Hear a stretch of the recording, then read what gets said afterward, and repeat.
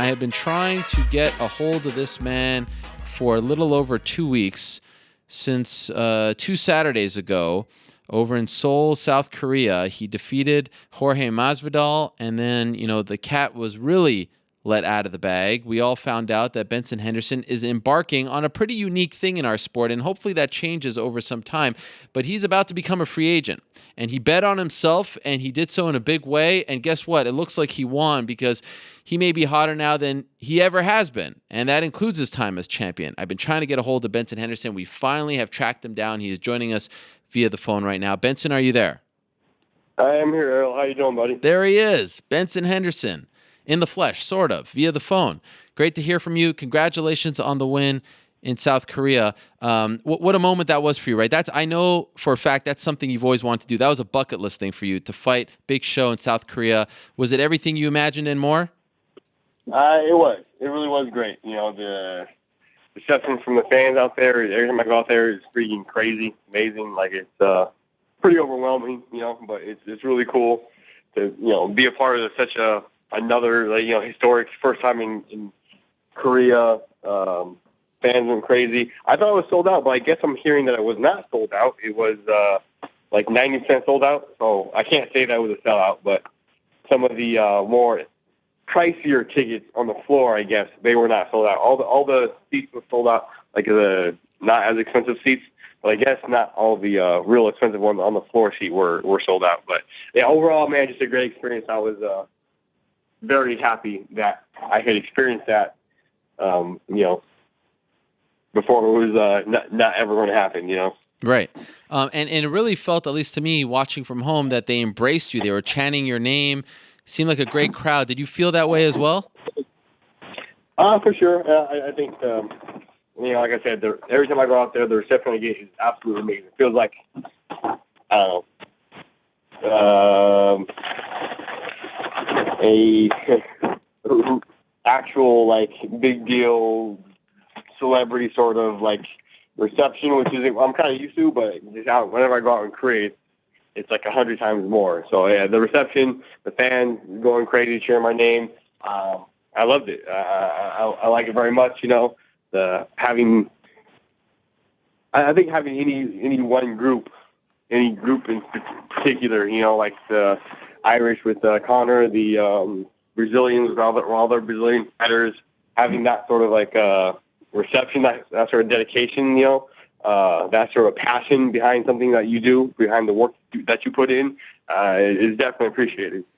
The last time you were on this program, you talked about a very serious injury that you sustained, that that forced you to pull out of that fight in July, but you wouldn't want to talk about it. I'm just wondering, were you not 100%? Like, did you come back a little soon just to fight on this card, or can you confidently say that you were 100% in that fight? No, I can confidently say I was 100% as far as I could, as much as I could be. If I waited any longer, I would not have gotten any better. I'm pretty much at 100%. The most I'll heal up. Okay. Can you tell us what the injury was now? I'm still just not going to harp on it too much negativity. I'm trying to be positive and keep the positivity and keep everything in that light. So I still try to talk about too much. Still not like saying exactly what it was or anything but it was helped me grow, helped me be better. After the fight, you asked them if that was impressive enough for them to warrant meeting you. Who are you talking to? This has been the big mystery in our sport. Who are you actually speaking to? Is that a mystery? I didn't think that was a mystery. It has been a big mystery. We're all trying to figure out, re-listening. I mean, just spill it for us right now. We need to figure this thing out. We need to sleep at night. I can't figure it out. Who are you speaking to there?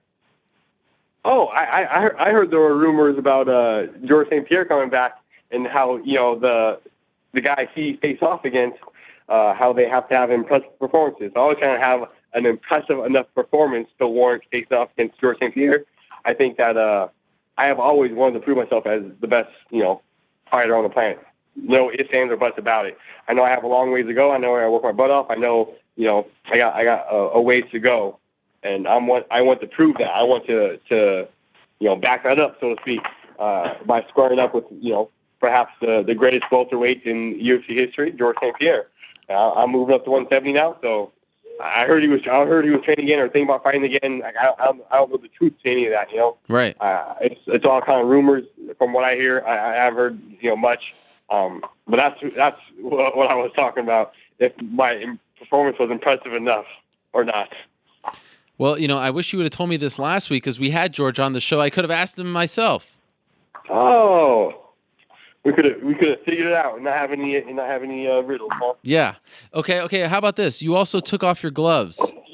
Why did you do that? Typically, that means you're done. I took off my gloves, plural, in case, you always gotta have insurance just in case things don't turn out the way you think they're going to turn out, or turn out the way you hope they're going to turn out. But just in case, I wanted to have that done, That moment. right after a fight. Yeah. Okay. So it is confirmed. It is 100%. You are embarking on free agency, right? You have no more fights left on your contract with UFC. Yes, I have no more fights left on my contract with UFC. We, live in a free market society. I figured since we live in a free market society, why not go ahead and embrace that and go ahead and embrace the free market and try out free agency. Now, did they try? Were there any talks with you or your management team about trying to get? Because typically, they'll try to sign a guy of your stature before his deal runs up. Did you say no? I would like to go and test the free agent market, play out this thing. Yeah, they offered my my old manager Makikawa. We split ways right after the Seoul fight, but they offered him a contract twice, I believe. The first time we said no, no thank you, or we want to wait it out. They offered it again. I think they came with slightly better numbers. The second time we said no, we really do want to try free agency and see what we can get if we can get more what we think our worth is, and go from there. So I did not know you split ways. Why did you split ways, and who is your manager now? Now my manager is my head coach, John Crouch. He's been the manager behind the scenes anyways, who did most of the things, who dealt with everybody. I think it was John Crouch who reminded me that you had texted me and hit me up and to make sure I hit you back and do the show, do your show today. But he's the one who's been doing all my stuff anyways. Like all my managers before, they contact him and then they contact me, or so we figured we just cut one more middleman out of the way, and him and I have enough experience now. We've been in this game long enough that we have our own connections. We feel that we know enough people, that we've been around enough, we've seen enough that kind of handle it ourselves. Okay, so here we are, and typically UFC contracts, there's like an exclusive negotiation period, right? Do you have any idea how long that is? Because already we're hearing from other organizations who are interested in, or are saying, we're going to wait, we're going to do this the right way, we're going to be kosher here, but we are interested. Well, when can you actually talk to people? I think it's 6 months from the date of that's the match period. I get confused. It's either 3 months or 6 months, one of the two, but I think it's around 9 months. It's altogether total. But there's a period in which only the UFC can offer a deal, and then after that period is up, then there's a matching period of where I can talk to whoever else, and the UFC has the right to match that. And then after that, I'm a true free agent and can do wherever the heck, So it's still a little bit of a wait. So I know you are the kind of guy who likes to stay active. Are you willing to wait until all that, expires and you are a true free agent, or in the back of your mind, do you want to maybe get this done beforehand? In a perfect world, I would like to re-sign with the UFC in 5 minutes, or in 10 minutes, or later tonight, or as soon as possible. Re-sign with the UFC, get what we feel we're worth, and then fight. I'll fight in December. It is December. It is December. I'll fight. If they need somebody who falls out and somebody gets hurt, I'm ready to go. The fight with Masvidal, didn't take any injuries. I'm not the worse for wear at all, you know, and I want to fight. I want to make a legacy. I want to prove stuff. I want to prove that I'm the best on the planet. But you need to fight to do that. You can't talk about it. You can't say this. You can't say that. You can't. Some people do. You can talk a big game. Sure, right. That works. So some people are great at talking. That's not what I'm good at. That's not what I practice. I don't sit in front of the mirror for, you know, hours at a time practicing. Oh, I'm going to say this, and then he's going to say this, and I'm going to say this, and yada, yada, yada. I crew it inside the cage, inside the octagon. To do that, I need to get in there. So I'd love to re-sign with the UFC. Uh-oh. I love the re-sign with the UFC and get right back in the cage. So if you are willing to re-sign in the next 5 minutes or so and you want to fight in the UFC, why did you not sign when, you know, before the Masvidal fight? Why did you feel like you needed to play this thing out? I feel it's, you know, testing the free market is the same thing. You need other offers. You need other organizations to say this or to say that. Gotcha. You know, when you bid on construction for a house, you have to have 2 or 3 other, you know, companies bid on the house and see who gives you the best deal. That's what we feel we did with the UFC. We had a couple of good offers, not officially because we're not allowed to officially talk with any other offers, but yeah. The UFC now knows how much roughly the other companies are taking it seriously. Like, hey, oh no, this guy's a free agent. We're serious about getting him. We want that guy. We feel he's worth this much. Whether it plays along with how much, you know, we feel we're worth. But that would be the reason why you do that. That's why you test free agency. That's why you test the free market. Was there a point when you decided, you recall a time when you said, okay, I'm going to play this thing out. I'm not going to sign beforehand. This is what I want to do. Like how long? Because, you know, it's interesting. I wonder, is that why you were trying to take all those fights so quickly, to play out your contract so you can become a free agent and test the market? When did you actually decide that this was the plan of attack? That'd be a wily move if I did that, wouldn't that? That'd be pretty sly there. And you're a sly guy. I think that pretty early on, you know, once you sign with the UFC, it's cool, it's awesome, it's the biggest organization on the planet. It's like, you know, signing with Major League Baseball. You're in the MLB, the biggest show on the planet for baseball. But then what if you get a pretty darn good contract offer, more than MLB is willing to pay, and you go over to, you know, Korea to play, or you go over to Italy to play. They have other baseball leagues, you know, Japan. Baseball is huge in Japan. You go over there, and they're willing to pay you top dollar to go play over there. You know, then you have to consider that, you know, and that's what ultimately you want. You want to be able to take care of your kids. You want to be able to take care of your kids' kids. I want to have a trust fund set up for my son's grandsons. That's what I'm looking to do. I'm looking ahead 7 generations. So hopefully I can get started in that right direction. But that's why we wanted to, you know, get the best offer in the way out the contract, and, you know, just be smart about everything. Try to be smart about anything anyways. I try my best. I'm not perfect, but I try my best. To the best of your knowledge, have you been offered a new deal by the UFC since the Masvidal win? Has there been any talks? With the best of my knowledge, no. Since the Masvidal fight, we have not talked. I think John Crouch was out of the country. Yeah. For a while, and then he had to go somewhere else. Now this weekend he's going to be in Vegas, so he's a busy man. We have a ton of fighters at the MMA lab. Jocelyn Jones-Leibarger is making her UFC debut. We have a ton of young kids at the lab who you're going to be talking to. You're going to be doing interviews with a lot of the guys at my gym pretty soon. Jakar Close, Jake Roberts. We got a ton of guys.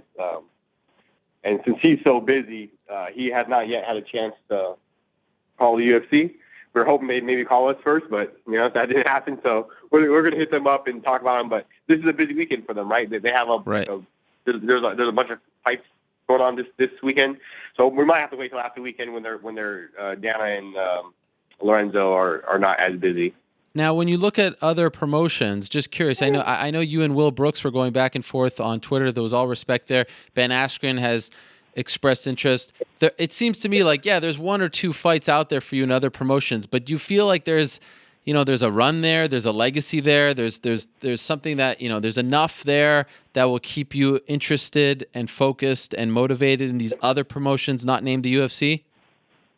I think whatever promotion I do go to, I am highly self-motivated. I don't need any, this is, your first time in the UFC, so you should be really excited. Oh, this is your first title defense, so you should be really excited. I've never been one of those guys who needs a reason or an excuse to get excited and to be motivated to train.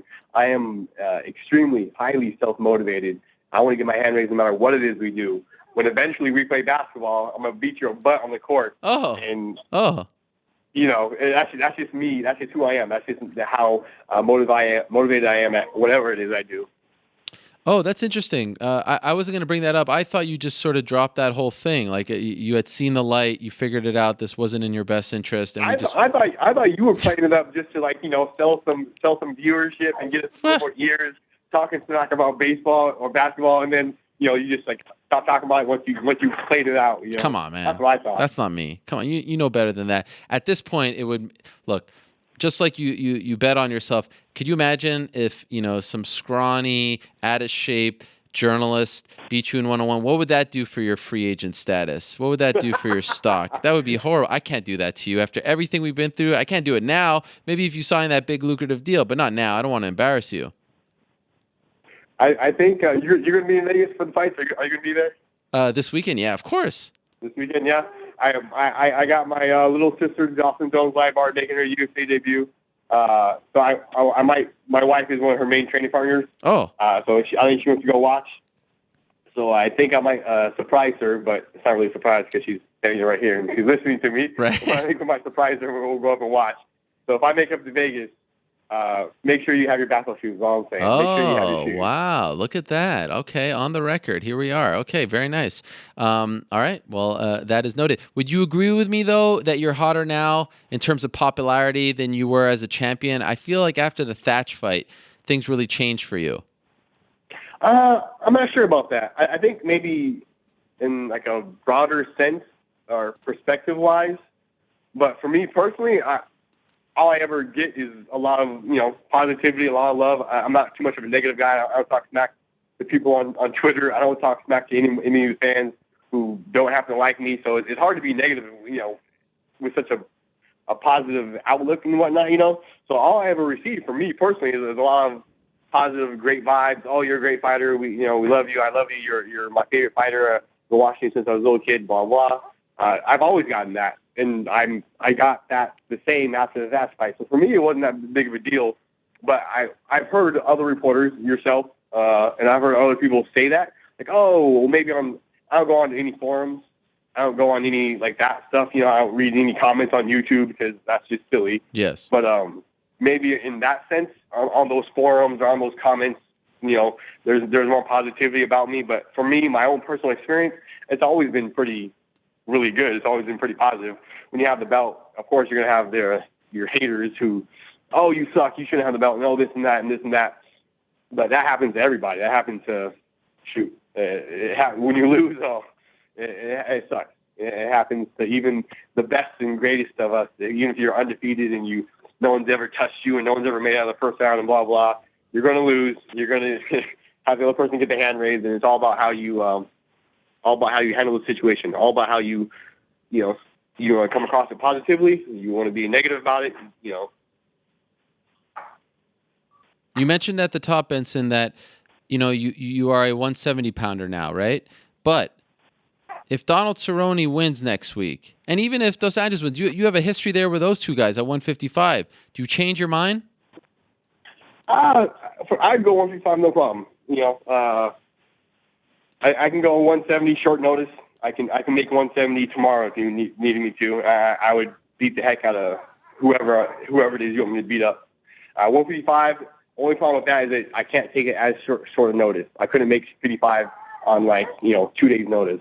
Maybe 2 weeks notice I could get down, but it'd be a little bit of a struggle for me. But do I feel I have the skill set to get my hand raised against Rafael Dos Anjos or Donald Cowboy Cerrone? Absolutely. I would bet my house that when I face off against them, I'm getting my hand raised against anybody at 155.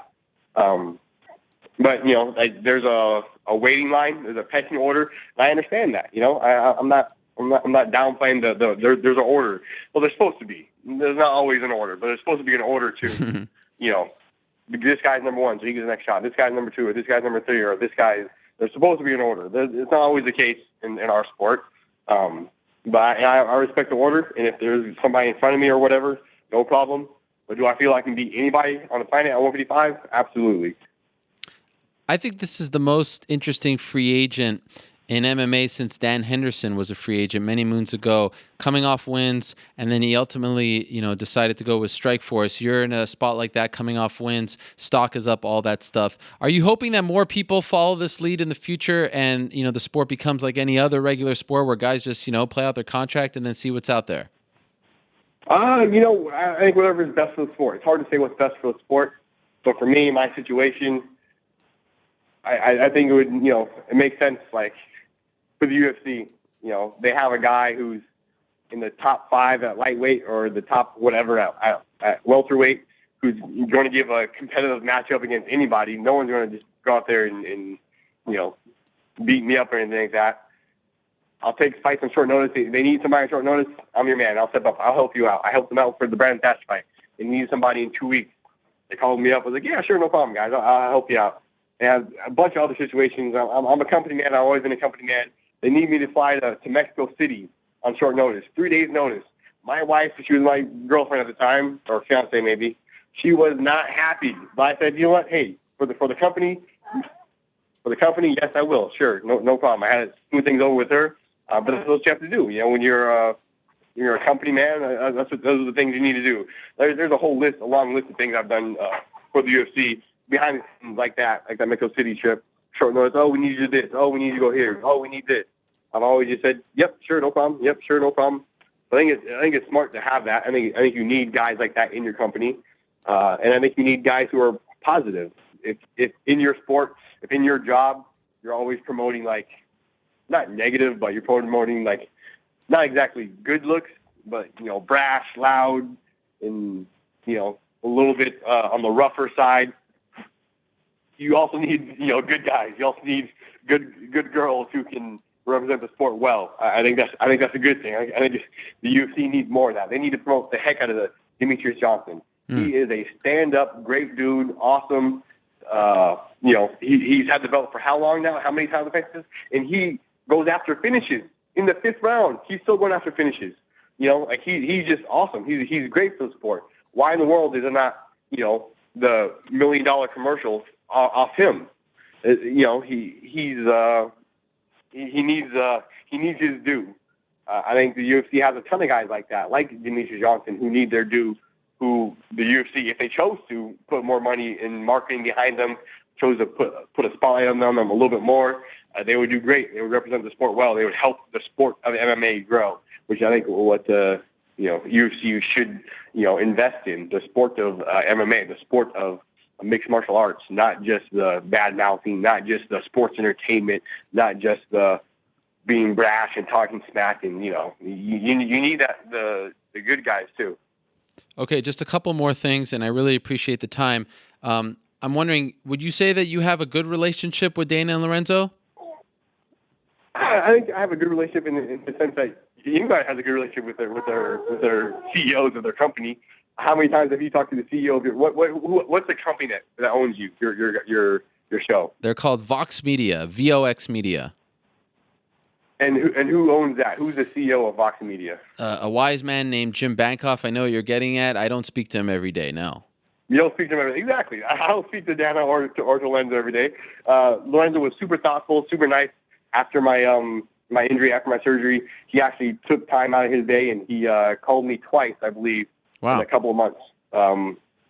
During those phone calls, checking up on me, make sure I was okay, seeing how things were going, all that stuff. It was super thoughtful, super nice. Like, have the CEO of your company give you a call. I definitely appreciate it. My wife appreciated it. She thought it was very thoughtful. But we don't have like a personal relationship. It's not like I go to Vegas and I hang out with the guys. Right. But they're from my limited interaction with Lorenzo and Dana, they're good guys. They're good family guys. I'm all about family, and they're good family guys. Brag about their sons. Brag about their kids, and you gotta love that. Yeah. Well, speaking of which, I remember standing in our backstage area in Phoenix with you last year, around almost a year ago, and that's when you subtly mentioned that you were going to become a father, and that was tremendous news. And now I hear a young baby crying in the background, which warms my heart. How's fatherhood changed you? Uh, it's made me a little bit more responsible, I think. I have to be more on time. I have to be more, you know, we got to leave the house at 2. That means I have to be packed up and ready to go and get started around like 12:30. So I think it's definitely helped me be more responsible, be more aware of the time and whatnot. And just in general, like just, we talk about it. Fatherhood is awesome. It's amazing. Yeah. I am a big fan of it. And however many my wife wants to give me, I'll take. In 2013, Benson, you told me that you want to retire when you're 33. You just turned 32. Is that still the plan? That's still the plan. I mean, that's why I want to hurry and get these fights on the way. If you want to, make a legacy and be known as the best fighter ever, I mean, you have to fight a whole lot. And I'm not going to be fighting for very long, so it means in the limited time I have, I need to hurry and get it done. So come November of next year, you're done. You're not gonna sway on that a little bit. No, when I am 33 in like 6 months, or 33 in 9 months, or 33 in 10 months. But as long as before I turn 34. And why 33? It's a good age. I think it's a good age. I think in this sport we get beat up quite a bit. People don't realize how hard it is on your body, how hard it is on you mentally. I can't imagine how the big sports stars, the big sports, like football and basketball. Well, not basketball. They're kind of soft. But the NFL guys, how much abuse their body takes, and how much pressure they're under, and how much of it takes like a mental toll on them. Like, I can't even imagine. But for us fighters, it's pretty hard. It's pretty tough, and I'll be excited to move on to whatever my next career, whatever the next thing is I decide to do. I'll be excited to move on to that. And do you have any idea what it is? What do you do come 33, 34? Well, I own my gym now, so I'll probably, be a little more invested in that, like my own actual personal attention. And then, I'm just hoping for a lot of different opportunities, whether it's commentating, guest analyst, or doing this or doing that. I'm just looking for a bunch of different opportunities and see which one I like the most. I would like a wide variety of things I can try out, things I can see if I like, see if I'm any good at it. If I'm not any good at it, obviously I'm not going to do it. But just a wide variety of opportunities afterwards. Hopefully my career in mixed martial arts opens some doors for me and allows me to try this, try that, that sort of stuff. And that's what makes this big contract coming up all that more important. So final thing, what does your gut tell you? Your next fight, will it be in a Bellator cage, a one cage, a UFC octagon? What do you think? In your heart of hearts, where does your career go? In my heart of hearts, I will absolutely admit I wish to have my next fight be in the UFC. In my heart of hearts, I wish to retire from the UFC. But as far as where my next fight will be, I'm not sure. In my heart of hearts, I will say for sure I want it to be in the UFC. But like I said, I want to be able to pay for my sons.